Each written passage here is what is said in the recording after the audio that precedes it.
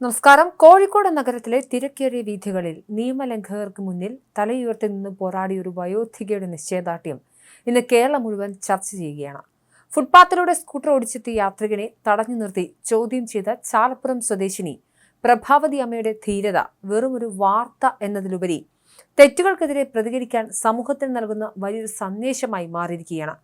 Traffic നിയമങ്ങൾ കാറ്റിൽ പറത്തി കാൽനട യാത്രക്കാരുടെ അവകാശങ്ങൾ കവർന്നെടുക്കുന്നവർക്ക് മുന്നിൽ ഒരടി പോലും പിന്നോട്ടിൽ നിന്ന് പ്രഖ്യാപിച്ച പ്രഭാവതി അമ്മ ഇന്ന് സോഷ്യൽ മീഡിയയിലെ താരമാണ്.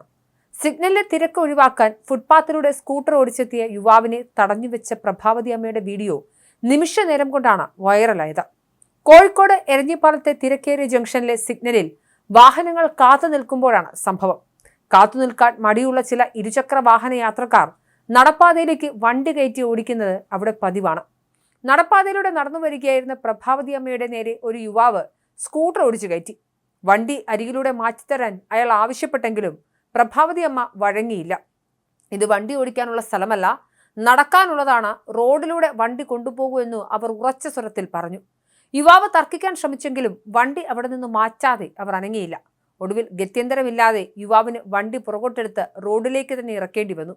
ഈ ദൃശ്യങ്ങൾ ആരോ മൊബൈലിൽ പകർത്തുകയും സോഷ്യൽ മീഡിയയിൽ പങ്കുവയ്ക്കുകയുമായിരുന്നു. പ്രഭാവതി അമ്മയുടെ ഈ പോരാട്ടം ഇന്നോ ഇന്നലെ തുടങ്ങിയതല്ല. മുൻപും സമാനമായ രീതിയിൽ ഫുട്പാത്തിലൂടെ വന്ന വാഹനം തടഞ്ഞതിന് ഇവർക്ക് ക്രൂരമായ അനുഭവം നേരിടേണ്ടി വന്നിട്ടുണ്ട്. അന്ന് വണ്ടി തടഞ്ഞതിന് ഒരു യുവാവ് ഇവരെ പരസ്യമായി മർദ്ദിക്കുക വരെ ചെയ്തു. എന്നാൽ ഭയന്ന് പിൻവാങ്ങുന്നതിന് പകരം അവർ അന്നത്തെ SP പരാതി നൽകുകയും പോലീസിനെ കൊണ്ട് ആ യുവാവിനെ വിളിപ്പിച്ച് താക്കീത് നൽകിപ്പിക്കുകയും ചെയ്തു. വെറുമൊരു സാധാരണ വയോധികയല്ല പ്രഭാവതി അമ്മ. 1970കളിൽ തന്നെ ഡ്രൈവിംഗ് ലൈസൻസ് സ്വന്തമാക്കിയ, ഫുട്ബോൾ മൈതാനങ്ങളിൽ പന്ത് തട്ടിയിരുന്ന ഒരു കായിക താരം കൂടിയായിരുന്നു അവർ. മഹിളാ അസോസിയേഷന്റെ കോഴിക്കോട് ജില്ലാ കമ്മിറ്റി അംഗമായും ഇവർ പ്രവർത്തിച്ചിട്ടുണ്ട്. പൊതുപ്രവർത്തന രംഗത്തെ അനുഭവ സമ്പത്തും സ്പോർട്സ്മാൻ സ്പിരിറ്റും തന്നെയാണ് ഇപ്പോഴും നീതിക്ക് വേണ്ടി നിലകൊള്ളാൻ ഇവർക്ക് കരുത്തു നൽകുന്നത്. പ്രഭാവതി അമ്മയുടെ വാർത്ത ശ്രദ്ധയിൽപ്പെട്ട ഗതാഗത മന്ത്രി KB ഗണേഷ് കുമാർ ഉടൻ തന്നെ അവരെ ഫോണിൽ വിളിച്ച് അഭിനന്ദിക്കുകയും ചെയ്തു. അമ്മ ചെയ്തത് വലിയൊരു കാര്യമാണ്. പൊതുജനം ഇത്തരത്തിൽ പ്രതികരിച്ചാൽ മാത്രമേ നമ്മുടെ നാട് നന്നാകൂ. അമ്മയോട് വലിയ ബഹുമാനം തോന്നുന്നു എന്നും മന്ത്രി പറഞ്ഞു. മോട്ടോർ വാഹന വകുപ്പും തങ്ങളുടെ ഔദ്യോഗിക പേജിലൂടെ പ്രഭാവതി അമ്മയെ അഭിനന്ദിച്ച് പോസ്റ്റിട്ടു. വെറും അഭിനന്ദനങ്ങളിൽ ഒതുങ്ങാതെ കാൽനട യാത്രക്കാരുടെ സുരക്ഷ ഉറപ്പാക്കാൻ സർക്കാർ കർശന നടപടി സ്വീകരിക്കണമെന്ന് പ്രഭാവതി അമ്മ മന്ത്രിയോട് ആവശ്യപ്പെട്ടു.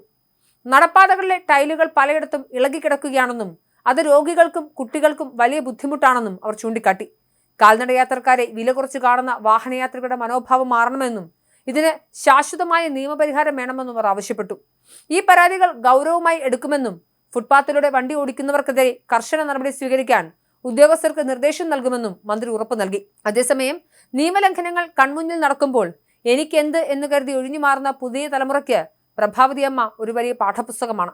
അവകാശങ്ങൾക്ക് വേണ്ടി ശബ്ദമുയർത്താൻ പ്രായമല്ല, മറിച്ച് ആർജവമാണ് വേണ്ടതെന്ന് ഈ വയോധിക തെളിയിച്ചു.